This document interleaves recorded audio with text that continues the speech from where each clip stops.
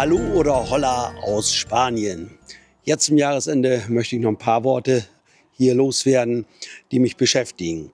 Einmal geht es um das Video zum EU-Kontrollgerät. Das hat ja hohe Wellen geschlagen, das Ganze. Ich weiß im Moment auch noch nicht mehr oder kann auch nicht definitiv irgendwas dazu sagen. Ist das jetzt richtig? Brauchen wir ein Gerät oder brauchen wir keins? Ich möchte erst dazu wieder ein Video veröffentlichen, wenn ich genaueres weiß. Ich weiß so viel, dass einige im Hintergrund daran arbeiten, dass das Ganze geklärt wird. Aber wie weit das genau gediehen ist, weiß ich nicht. Dann habe ich noch eine Geschichte, und zwar für alle, die die Haco-App nutzen.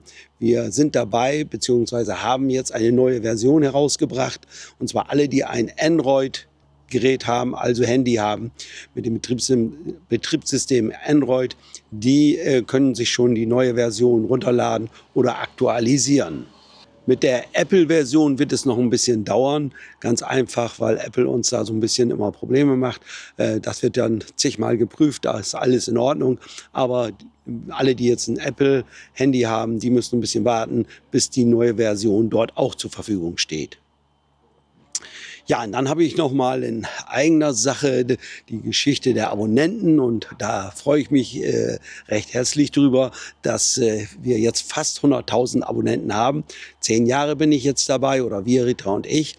Und ja, und da haben wir doch jetzt endlich das bald geschafft. Ich glaube, es sind noch einige hundert, die dort fehlen. Und dann gibt es ja so eine kleine Auszeichnung von YouTube, und darüber freuen wir uns.